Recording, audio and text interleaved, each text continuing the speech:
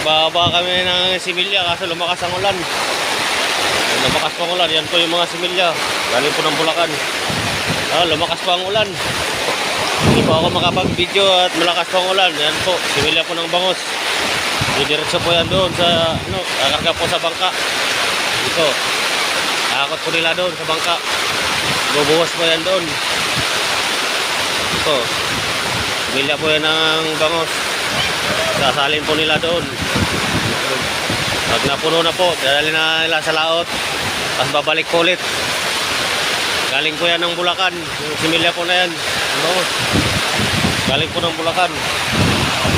Ayan po. Yung mga yan. Galing po ng Bulacan na similya. Medyo malakas ang ulan kaya hindi makapag-video. Yan po yung may-ari ng similya. Yung babae na andyan sa bangka.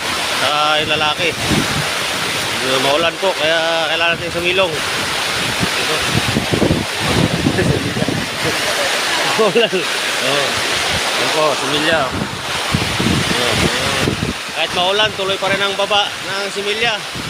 Hindi po, kailangan po kasing may baba agad dyan at baka manghina po yung similya. Kaya po diretso ang kahit umulan.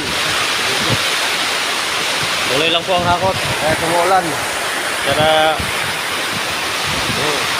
doon po sila hindi mo lang ininda yung ulan, yung mag-asawa na may-ari ng similya. Kailangan po talaga po nila yan.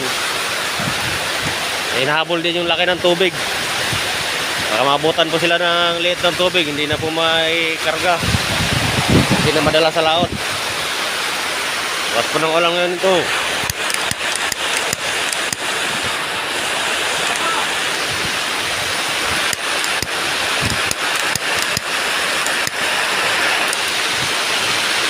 Tuloy pa rin po kahit malakas ang ulan. Hindi, hakot lang. Dandaan lang, baka madulas. Ito, mga similya po ng Bangos. Ito. Ito, diretso po doon. Medyo malayo po ang ilang hinahakutan ay. At hindi po makadikit ang bangka at hibas po. Hindi pa gaanong malaki ang tubig. Kaya kailangan timing naman yung ulan. Diyan din po yung hustler sa palaisdaan. Ang galing po ng pagbilaw. Dito rin para siyang mag-guide ng isda ng similya. Para maiwasan pong manghina. Ilang balik dito siguro ito. Ito. Similya, yan po. Mga similya po, binubuhat. Yung daan. Binubuhat. Ay, salamat po mga lord at malakas po ang ulan. Hindi pasada rin ako.